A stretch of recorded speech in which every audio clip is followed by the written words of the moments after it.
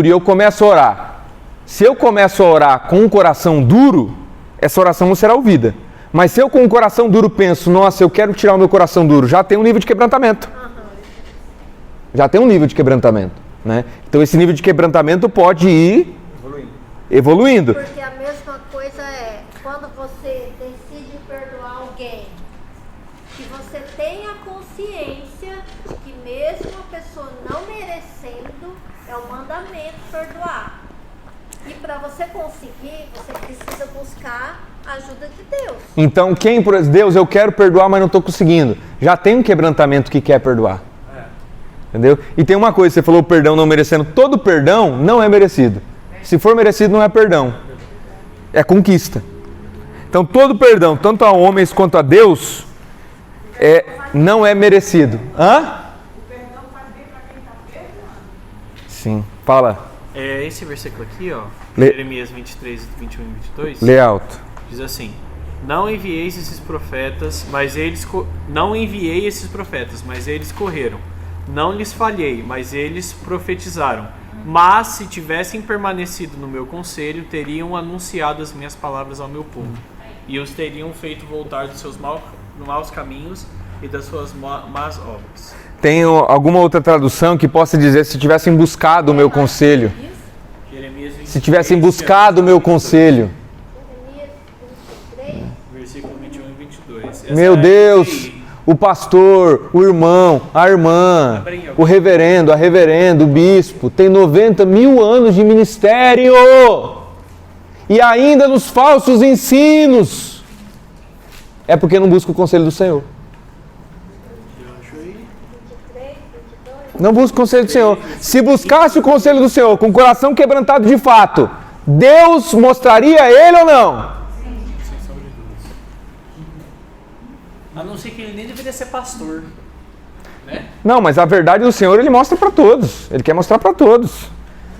Na minha tradução aqui está falando assim: mas se estivessem estado no meu conselho, então teriam feito o meu povo ouvir as minhas palavras e o teriam feito voltar do meu mau caminho e da maldade das suas ações. Eu acho que é esse texto mesmo, mas eu vou depois procurar outro texto, mas é o seguinte, o falso profeta, ele só é falso profeta porque ele não busca o conselho do Senhor. Ele só ensina o errado, ele só faz o errado, só luta pelo errado, insiste pelo errado, e tá pouco nem aí porque é certo, porque a Bíblia manda fazer, é porque ele não busca o conselho do Senhor. Porque se ele buscasse o conselho do Senhor, tanto é que é um exemplo disso, deixa Deus levantar um profeta que fala a verdade. Que diga o seguinte, está em pecado, precisa mudar. A igreja X, aí eu chego lá, aí imagina Jesus entrando na sinagoga e falando dentro da sinagoga que o próprio líder estava em erro. E tinha que mudar. Jesus fazia isso. Aí chega um profeta e fala assim, ó, essa igreja X aqui que eu tô, essa igreja precisa se arrepender porque ela não está fazendo o que Jesus manda fazer. Jesus manda cuidar do órfão e não tem nenhum órfão que está sendo cuidado.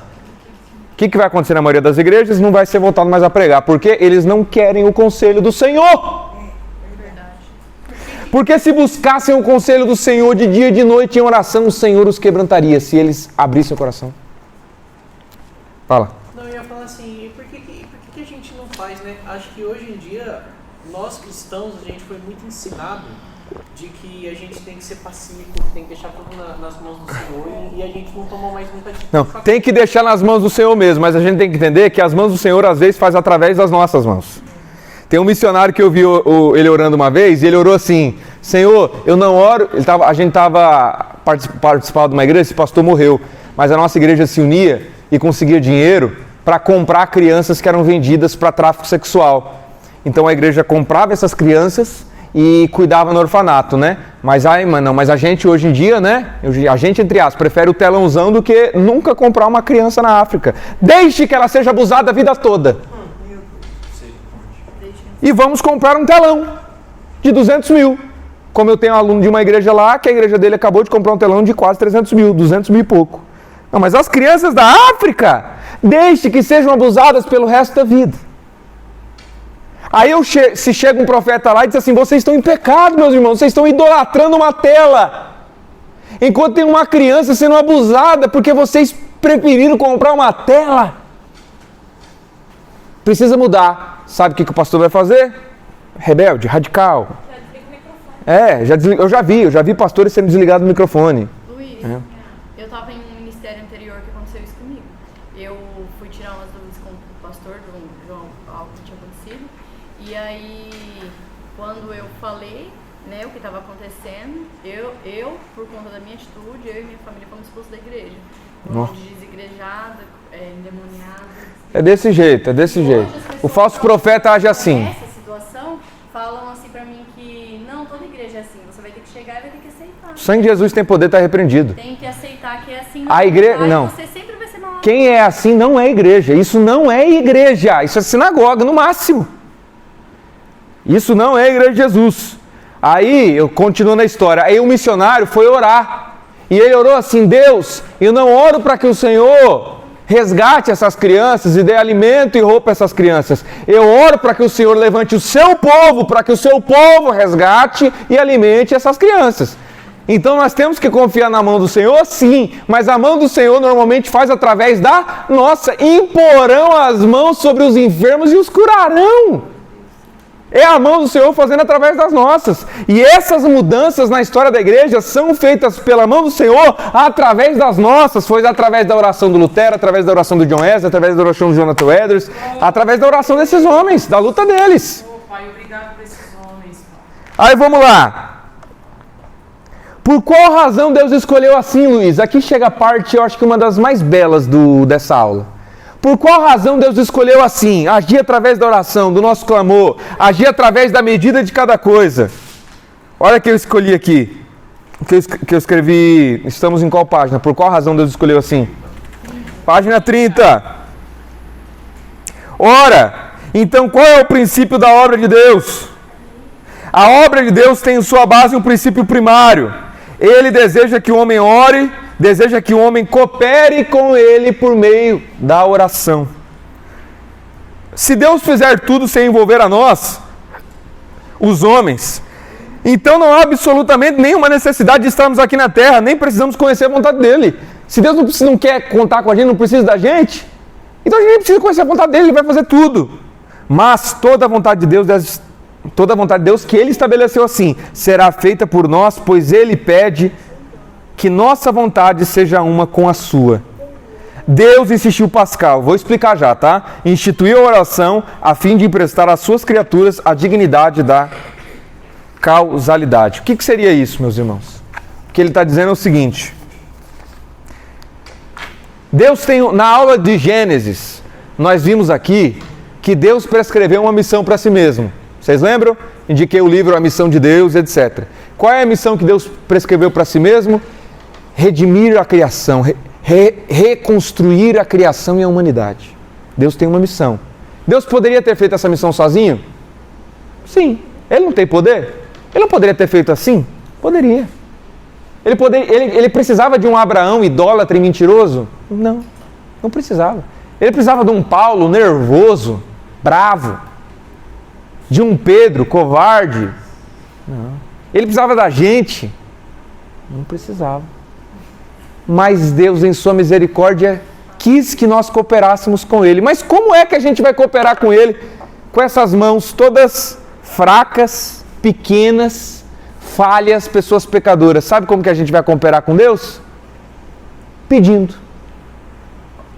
Orando. Essa é a humildade do nosso Senhor.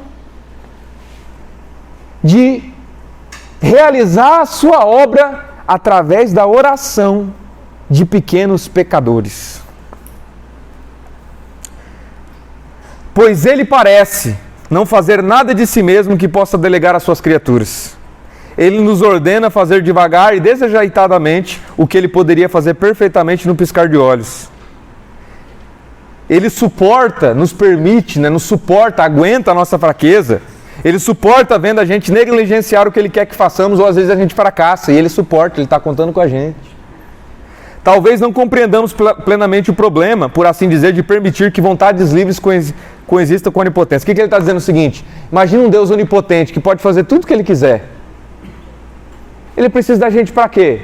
Para nada. Então sabe o que esse Deus faz? diz o texto bíblico, ele se diminui, ele se abdica, se abstém da sua glória e vira homem. E faz uma equipe de um monte de pescador. Eu poderia fazer tudo isso aqui sozinho, eu tenho uma legião de anjos, mas eu quis destruir o reino das trevas através de vocês. Aí você imagina, pessoal, você imagina um demônio, um anjo caído, com toda aquela força, vê que está sendo vencido e repreendido pela mão de um Zé Ruela que tem dor de barriga à noite, que estava com diarreia ontem. E o anjo caído, em toda a sua estrutura, é vencido e repreendido por esse miserável pecador. E Deus vence o reino das trevas através de poeira, através de gente que é pó. Isso é a humildade do Senhor de entregar a nós a dignidade, o privilégio de participarmos da sua obra, sermos cooperadores de Deus, como orando. Deus não poderia libertar o demônio assim? Poderia, mas o que ele fez? Não, essa casta aí só vai ser com jejum e oração. Por quê? Porque eu quero que você participe. Deus não poderia curar alguém assim? Sim, mas o que ele fez? Não vou curar assim não, quer saber? Você, impõe a mão sobre ele. E você agora, impõe a mão sobre ela. Glória a Deus. E quando alguém estiver doente, o presbítero vai lá e ore. É relacionamento. Isso não é a oração causando a cura, isso é o que Deus já queria. E Ele realiza isso por meio da oração e por meio da participação nossa na obra de Deus. Olha o que eu escrevi aqui. Ele anda mais devagar para que o possamos acompanhar. Eita, só falta eu não ter começado a gravar. Não, estou gravando. Ele anda mais devagar para que o possamos acompanhar com nossos passos curtos e cambaleantes. Ele se assenta para o descanso para que possamos nos recompor de nossas quedas e não ficarmos para trás no caminho. Somente um Deus de graça e amor infinitos poderiam conceder a trapos de imundície como nós a dádiva de cooperarmos em seu trabalho. E no que poderíamos cooperar se não há em nós o suficiente? Cooperamos pedindo para aquele que é o suficiente. Pedimos para que Ele faça e, se assim quiser, para que nos use. E se não houver quem ore? Aí um novo dilúvio virá, ou o Senhor fará que as pedras clamem. A humildade de nosso Senhor em nos convocar a participarmos da sua missão. A vitória sobre o reino das trevas mediante o clamor dos pequenos moribundos e fracos. Esta é a responsabilidade da igreja sobre a terra. Vou contar um testemunho aqui para vocês. Antes, vamos voltar aqui no padrão da oração. Deus quer fazer algo. Mas sabe o que Deus pensou? Eu não quero fazer esse algo sozinho. Eu quero fazer esse algo com um Adão que vai cair, com um Abraão que vai mentir, com um Luiz que é pior do que eles tudo junto. Deus quer fazer algo, mas Deus não quis fazer algo sozinho. Então, mas como é que a gente vai ajudar Deus se Deus não precisa de nada? Deus falou assim, vocês vão me ajudar? Orando. Então Deus quer algo, mas Deus não quer fazer algo sozinho. Então Deus coloca no seu coração este algo. Coração. Aí você clama por este algo que Deus já queria. Aí Deus ouve o seu clamor e faz o que Ele já queria ter feito, mas Ele não quis fazer sozinho. Por quê? Porque Ele é humilde. Eu fico pensando assim, quem de nós escolheria os discípulos? A irmã Célia, eu acho que é a mais... Quantos anos você tem, irmã Nadir? Hã? 52. Você, irmã Maria José? E você? 70. Não, então vou você. Irmã, você é a irmã mais experiente aqui. Imagine que você me vê aqui, orando para expulsar um demônio e o demônio não sai. E você vê aqui o Paulo, não Paulo não, Paulo da Bíblia, você vê aqui o Ricardo orando e o demônio sai. E você precisa fazer uma equipe de missionários que vai mudar o mundo. Você escolheria eu? O que está orando? Mas eu orei e o demônio não saiu. Você é de oração. Mas você tem que escolher um. Você vai escolher quem?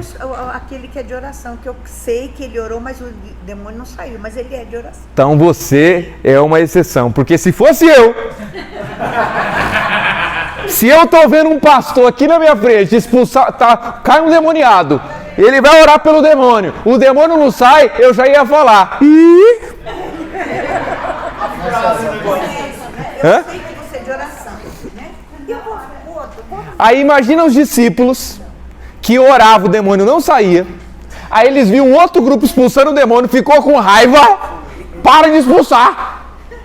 Falou para Jesus, mandando ele parar de expulsar o demônio. Ficava brigando quem que era o mais importante, quem não era. Nunca eu acho que eu escolheria esses caras. Mas Jesus pediu para eles cooperarem com o trabalho dele. Cooperando como? Clamando, Senhor, enche a gente do Espírito Santo. Senhor, fale através da nossa boca. Coloque as palavras na nossa boca. Senhor, e clamando. Vou contar um testemunho aqui para vocês. Então, veja que esse mesmo padrão que Deus estabelece para si mesmo, Deus não quer fazer algo sozinho. Deus expande isso para a igreja. E isso é um reflexo nos dons. Deus não poderia dar todos os dons para todo mundo? Por que Ele me deu um dom e não deu para você, e deu um dom para você que não deu para mim? Para que a obra de Deus se faça em mim através do outro. E que se faça no outro através de mim. As multiformas, né? O Deus que não quis fazer nada sozinho, não quis também que nós fizéssemos nada. Vou contar um testemunho para vocês. Teve uma vez, eu estava lá no seminário, estudando teologia, e seminarista não tem dinheiro para nada. Era todo ali, ó, na ponta. Às vezes faltava dinheiro até para o ônibus. Deus precisa de dinheiro. Aí vou te mandar uma oferta. Eu, amém. Aí, eu tive um problema de pele, ainda tenho, mas está bem controlado. Chama dermatite. E atacou. Atacou, ficou assim, não dava vergonha até de sair das pessoas verdes. Tão feio que ficou. E aí, o que eu fiz? Eu fui numa comunidade terapêutica e o cara me perguntou sobre isso. E ele falou assim, não. Lá na fraternidade tem médico gratuito que atende uma vez por semana. Eu falei, é? Mas qualquer um pode ir? Não, pode ir. Não, beleza. Não, eu quero ir então, ué. Médico gratuito, Aí, beleza, cheguei lá. Você quer ser atendido pelo dermatologista, vem lá do Rio de Janeiro para atender gratuito? Vou lá. Cheguei lá, peguei aqui a fraternidade, peguei e entrei. Quando eu entrei lá dentro, era um centro espírita. Eita! Que fraternidade, hein? Aí eu comecei a olhar assim, aí eu perguntei, mas eu preciso participar dessas coisas assim para eu ser atendido ou posso ser? Não, só pode ser atendido, você só fica aí e espera que vai ser chamado e daí. Aí mas onde que eu sento? Não, senta onde você quiser. Aí beleza, aí eu vi que tinha um grupo sentado aqui, outro grupo sentado aqui, eu vim e sentei do lado de cá. De repente eu pensei que só ia chamar o povo pro médico, não. Aí entrou a fila de um monte de homem com uns vestidão branco. E começaram a cantar assim, Ogum. E começou a cantar aquelas músicas assim, umas músicas de terror. Falei, rapaz, que negócio é esse, né? Tá bom. Aí de repente um cara lá no meio começou a fazer assim, ó. Eita! Falei, rapaz, parece uns cultos que eu tava uns dias atrás. Começou a fazer assim. É você, Satanás? E aí, um cara caiu, ficou longe, foi pra longe, ficou longe sentado, foi uns 2, 3, ficou longe, não conseguiu meio que levantar. De repente ele mudou o olhar. E ficou assim, com um olhar diferente. Aí eu sentado ali, eu falei assim, que eu acho que isso aí é mentira. Eu fiquei encarando assim, ó. Cara, aí ele me olhava e eu ficava assim, ó. Deve ser, eu falei assim, deve ser fajuto. Aí, beleza. Aí ele começou, vamos passar os passes agora. Quem que é o passe? Aí eu tava sentado no lugar, veio, sim, tava no terceiro banco, veio um aqui para receber o passe. Aí ele chegava lá no passe, pegava na mão da pessoa, presta um pouquinho, pegava na mão assim e fazia assim.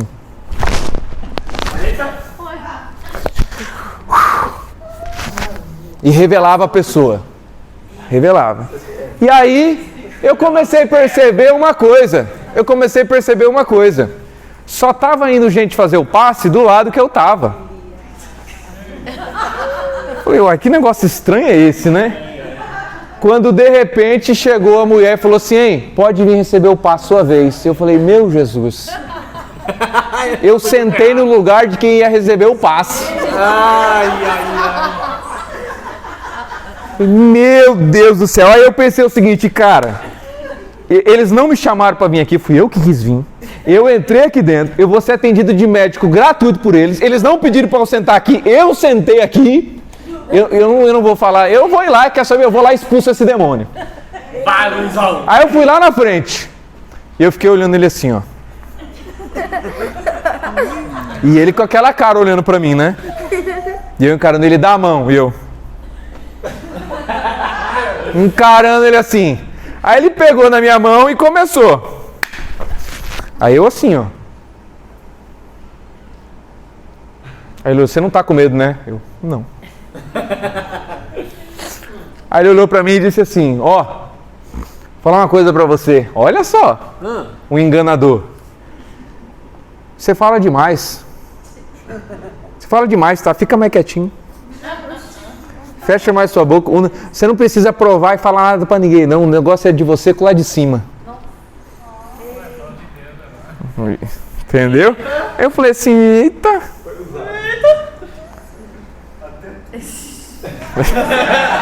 Aí depois eu pensei assim, às vezes ele tá falando a verdade pra me confundir que lá tem verdade, né? Mas enfim, eu falei, tá bom.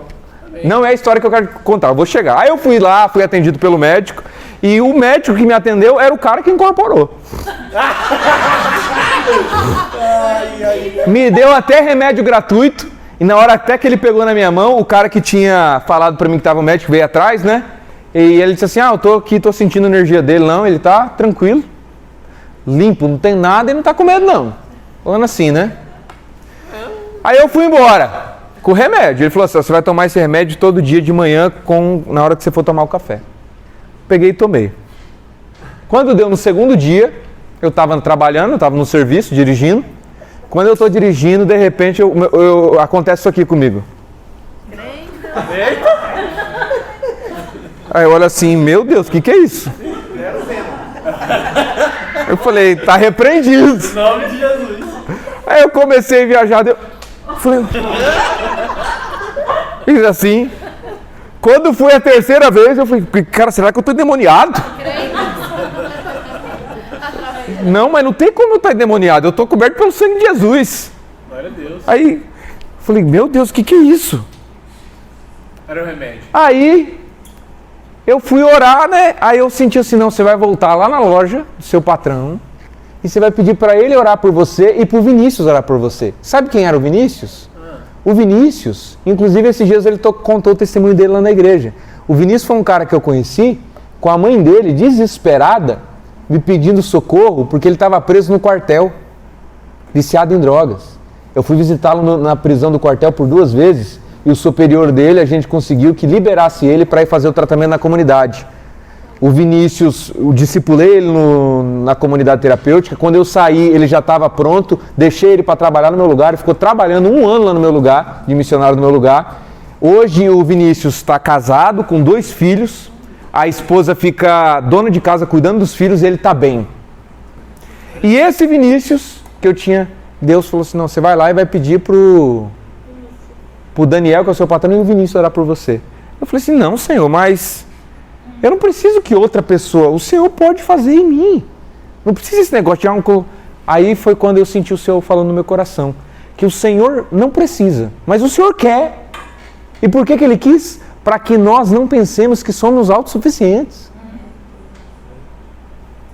Deus me usou para resgatar o Vinícius quando ele estava preso e agora eu uso o Vinícius para orar por mim. Aí eu fui lá e pedi a oração.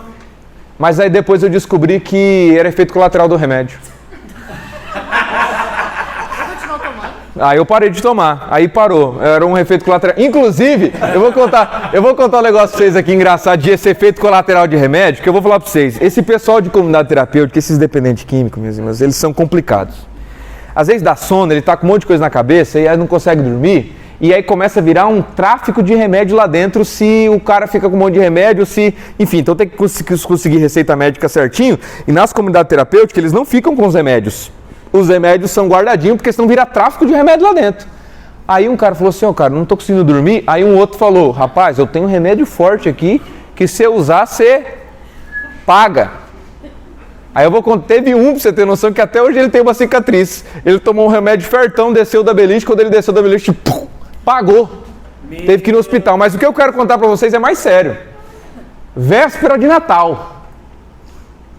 Tá de boa. Então, assim, tá de boa. De repente um cara falou assim, ô Luiz, eu tô com uma dor no peito, cara. Me leva no UPA. Eu falei assim, cara. Porque às vezes tem muito cara que mente porque ele só quer ficar dando o rolê. Volta. Então eles falam que tá doente para não fazer as atividades lá e levar pro UPA. Então nós bolamos umas estratégias. Não, você tá doente, o que você tem? Cara, eu tô sentindo isso. Não, beleza, 4 da manhã nós vamos, tá? Aí o cara já curava. Ah, não, melhorei. Aí eu ia lá, eu levantava 4 da manhã, falando, cara, vamos lá. Ah, não, Luiz, melhorei já. Diminuiu em 90% a quantidade de ir pro posto. Só ia mesmo quem tava... Aí, como ele tava sentindo uma dor no peito, ele falou assim, isso aí deve estar estranho. Falei com o coordenador, fui levar ele na UPA. Chegando lá no UPA, meu irmão, tava lotado. Mas num UPA grande, lotado de gente, tipo de umas 200 pessoas. De repente, eu tô lá assistindo TV, na véspera de Natal, já tava acho que umas 4 horas lá, e o cara do meu lado, de repente, sentado, começa a fazer assim, tá sentado, vou até sentar aqui pra vocês verem. Ele tava sentado do meu lado aqui assim, de repente ele começa a fazer assim, ó. Aí eu olhei assim, falei, uai, o que é isso? Aí beleza, passou. Mas dali uns 30 segundos ele de novo. Eu falei assim, cara, esse cara tá endemoniado. Vou repreender esse demônio aqui. Só que ficou pior. De repente, no meio do UPA, passou depois uns 10 minutos, ele começou a fazer assim. Aí ele começou a gritar meu nome, ele fazia assim, ai Luiz! Ele começou a gritar assim, eu fiquei nervoso, eu falei, para de graça, velho! Tá de graça aí, cara, para de graça aí, fica direito. Ele, Luiz, tô doendo! Ele começou a se contorcer todo e gritar meu nome. Eu falei assim, cara, esse cara vai morrer. Aí eu levantei, fui lá e briguei com o médico. Cara, se esse cara morrer aqui, não, vocês vão... Não, beleza, traz aqui que nós vamos atender. Aí eu levantei já brabo, né? Porque eu pensava que ele... Aí eu fui andando. Aí ele, vamos lá, mano. Eu falei, vamos lá, mano. Aí ele levantou. Aí ele veio atrás, eu falei, vem logo, mano. Aí ele, pera, Luiz. Pera, Luiz. Ele veio assim atrás. Eu, anda direito, mano. Anda direito. Eu pensei que ele tava fingindo, né? Não, Luiz, pera aí. Ele chegou lá dentro. Resultado, o cara pegou um remédio do outro pra dormir e era remédio esquizofrênico. Meu Deus! Ai, meu Deus! Deu remédio com uma pessoa que ele tomou, uma pessoa aqui na Bahia. Meu Jesus amado. Então, enfim, isso aqui foi só uma história que eu lembrei do remédio. Mas enfim, vamos lá. Para acordar. Então, meus irmãos, veja como a oração, ela não é somente o meio como Deus faz as coisas, mas é também o meio a partir do qual Deus escolheu agir no meio de nós, através de nós, edificando-nos um ao outro. E esse padrão se achega até nos dons espirituais. O que são os dons e ministérios, senão a declaração de Deus de que nós somos insuficientes sozinhos? Você não é apóstolo, você precisa de um apóstolo. Você não é evangelista, você precisa do evangelista. Você não é profeta, a igreja precisa do profeta, precisa do evangelista, precisa do apóstolo. Você tem o dom disso, o outro tem daquilo. Você tem o dom de línguas, o outro tem o dom de profecia, o outro tem do disso, o outro tem daquilo. Aleluia, fala aleluia. Glória a Deus. E tem até uma questão muito bela, que tem um autor que fala da oração, a oração das línguas, quando tem interpretação, que isso é a revelação clara de Deus, de um dom que jamais edificará na individualidade. Por quê? Você ora em línguas, mas você vai me edificar? Você vai edificar a igreja? Não. Agora um outro interpreta, ou seja, é um dom que se manifesta um falando, o outro interpretando e edifica aí? Igreja, quando há interpretação. Esse é o princípio que Deus estabeleceu para si mesmo e Deus estende esse princípio para nós. Vejamos, Efésios 6, 18 ao 20. Orando em todo tempo, com toda oração e súplica no Espírito, e vigiando nisto com toda a perseverança e súplica por todos os santos, e por mim, para que me seja dada, no abrir da minha boca, a palavra com confiança, para fazer notório o ministério do Evangelho. Ou seja, o próprio apóstolo Paulo